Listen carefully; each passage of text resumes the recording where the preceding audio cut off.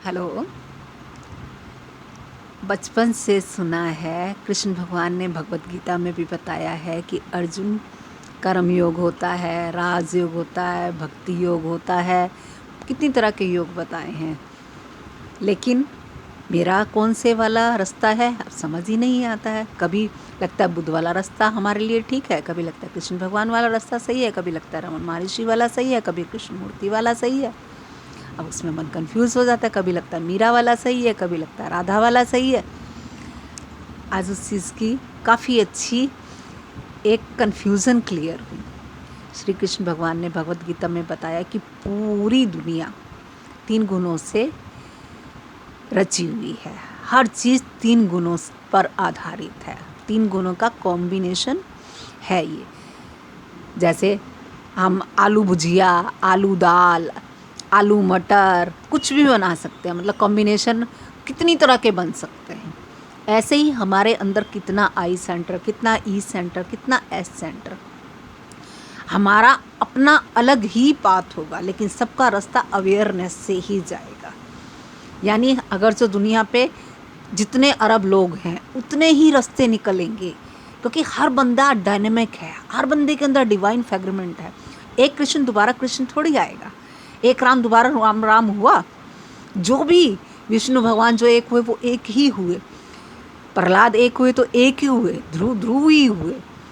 कितने भी नानक देख लीजिए, नानक और गुरु गोविंद सिंह दोनों की, गुरु गोविंद सिंह जी को राजसी पसंद था और गुरु नानक जी को फकीरी पसंद थी। अब दोनों ही गुरु थे और एक ही पंथ में थे। तो ये चीज़ क्लियर होने के बाद मन बहुत हल्का होगा कि यानी अपने आप को खुद डिस्कवर करना है, हमारा पाथ हमें खुद खोजना है अवेयरनेस के साथ। किसी की कॉपी करके हम अपने रास्ते पे नहीं चल सकते।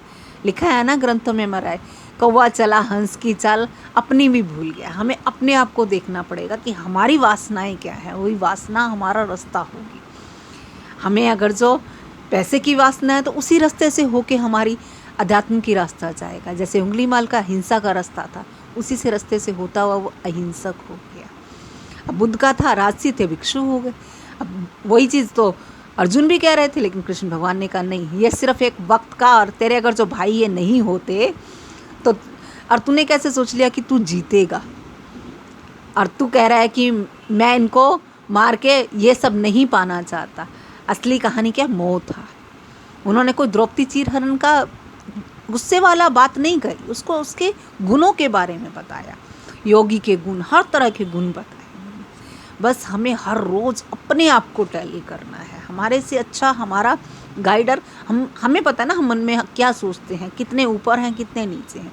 जो भी मन में चलता है उसको हल्का सा नोट डाउन कर लो कि हमारे अंदर, कहता है ना वो ब्लड टेस्ट लेते हैं तो हीमोग्लोबिन कितना है, ये कितना है, वो कितना, सब चेक करते हैं, उसी के हिसाब से दवाई दी जाती है। ऐसे ही हमारे अंदर फियर कितना है, सेक्स कितना है, एंगर कितना है, होप कितना है, इंटेलिजेंस कितना है, ये सब चीज़ों का हमें खुद कैलकुलेशन पता होना चाहिए। जब कोई बात होती है तो कितना हम इरिटेट होते हैं, कितनी जल्दी हम बाहर निकलते हैं, हमारी बातों में टोन कसने की कितनी कैपेसिटी है, और कितनी बात टोन सहने की हमारी कैपेसिटी है, किस बात पे हम रिवोल्ट करते हैं, हमें अपना पता तो, क्योंकि रास्ता तो हमसे ही निकलेगा ना जहाँ हम खड़े हैं। अब हमें मान लिया कहीं भी जाना है, मान लिया हमने किसी भी कंट्री में सहारनपुर जाना है मान लिया, तो मुझे पता तो होना चाहिए मैं यहाँ हूँ कहाँ से, वहाँ से तो ट्रेन करवाऊँगी वहाँ की।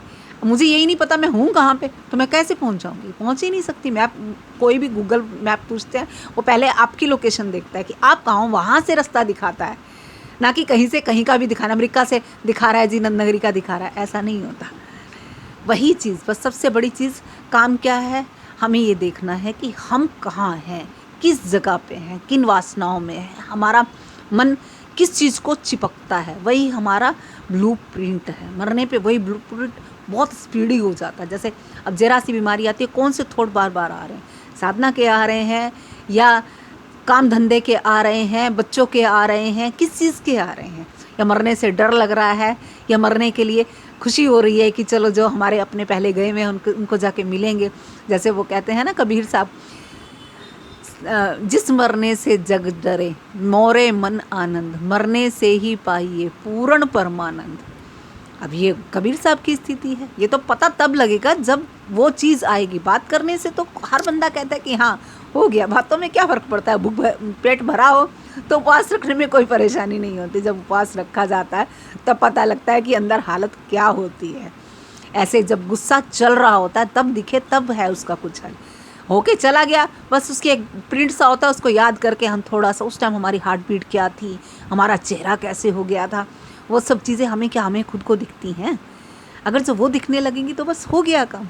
ऐसे ही धीरे धीरे पार आते जाएंगे। हम क्या नाम दे देते हैं, नाम देते हैं तो उस चीज़ को हम कभी खोजने की कोशिश नहीं करती। मन कहता है हम तो जानते हैं। ये नाम है सुविधाओं के लिए, ना कि उसकी पूरी नाम देने से क्लियर हो गया। जैसे अब छोटा सा कहता है इतना सा छोटा सा ऑपरेशन है इस चीज़ का, अब वो ऑपरेशन कितना चीर फाड़, कितना कुछ, कितनी डॉक्टरी की है, कितना एक्सपीरियंस किया गया, उसमें क्या क्या चीज़ें लगेंगी, क्या दवाइयाँ, कितना प्रिकॉशंस, क्या क्या चीज़ें होंगी। हम एक शब्द से कहते हैं हमें पता है। किसी को हार्ट अटैक आया, पता है हमें सब। जिनके ऊपर पड़ता है वो ही जानता है, दूसरा नहीं जान सकता। प्यास लगती है तो पानी जब गले से उतरता है, जिसको प्यास लगी है उसी को ही पता लगता है पानी की कीमत।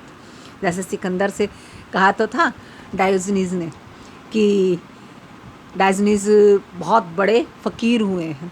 तो जब सुकरात यहाँ से जाने लगा तो उसको मन में आया कि मैं किसी फ़कीर को अपने साथ लेके जाता हूँ। तो उसने बताया किसी ने कि वो रेत पे जो लेटा हुआ है, अरस्तु ने बोला था कि किसी फ़कीर को इंडिया से लेके आना। बहुत कमाल के लोग होते हैं वो।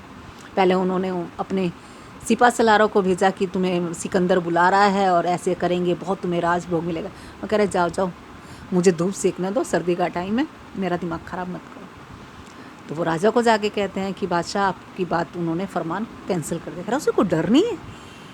कोई बात नहीं। फिर वो पहुंच गया। कह रहा है तेरे को पता है मैं कौन हूँ? कह रहा कौन है? मैं सिकंदर हूँ। कह रहा फिर?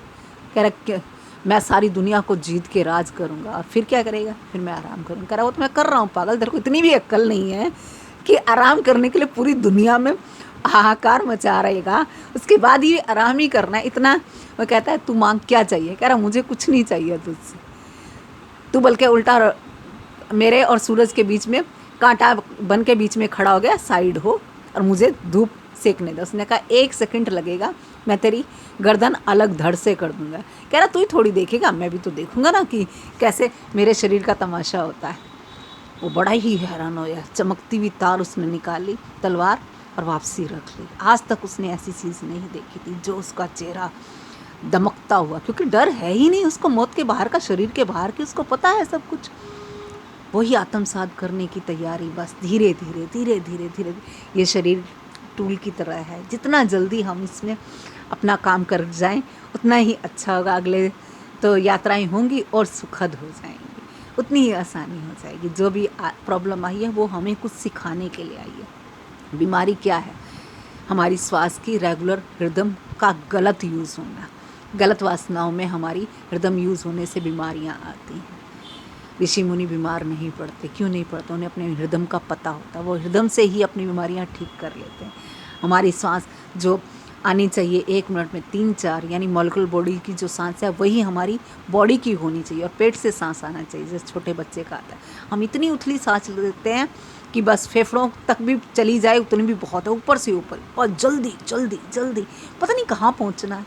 जबकि देखा है वही सब बच्चों ने सांप सीढ़ी होती थी, 99 वाले पे जाकर डंक लगता था, और ये पक्का है मौत का डंक इसमें। उस तो बाई चांस कभी बच भी जाते थे, ज़िंदगी में नहीं बच सकते। कुछ भी कर लो, एनर्जी तो जाएगी जाएगी। अगर जो हम यही बॉडी हैं, देखो अब एक काम को हम करते हैं, बचपन से लेके आज तक कर रहे हैं, तो हमारा उस चीज़ को काम करने का एक्सपीरियंस बढ़ गया ना। मान लिया हम खाना बनाते हैं, सिलाई करते हैं, जो भी करते हैं, आज की डेट में एक्सपीरियंस जो हमारा 10 साल पहले था उससे बढ़ा ना। ऐसे बॉडी का भी तरह तरह के व्यंजनों को खाने का, सेक्स का, घूमने का, आँखों से देखने का, नाक से खुशबू सूंघने का, कानों से संगीत सुनने का, सब कुछ का इतनी एक्सरसाइज करता तो 80-90 साल में सब खत्म क्यों हो जाता है? इसमें तो और बढ़ जाना चाहिए ना एंजॉय। यानी ये पर्पज़ कुछ और था, समझ हम कुछ और गए, जागे नहीं। जबकि ये जो इतनी पेन है वो यही जगाने के लिए हर वक्त। ये सिर्फ हम फिल्मों को देखें, फिल्में वालों की पर्सनल लाइफ देखो, हमसे भी नरक है। तभी तो ये आए दिन सुसाइड करते हैं। उनकी इतनी दुख भरी ज़िंदगी होती है कि हम तो बहुत स्वर्ग में बैठे हैं। छोटी छोटी खोलियों में रहना पड़ता है, एक एक, बस क्या कहें, कुछ कहने के लिए नहीं है। आप खुद समझदार हैं। हाँ, बस अपना टाइम, एनर्जी अपने ऊपर लगाते चले जाएं। एक एक सेकंड की वैल्यू, जितनी वैल्यू हम अपने आप को देंगे उतनी ही कुदरत हमें वैल्यू देगी।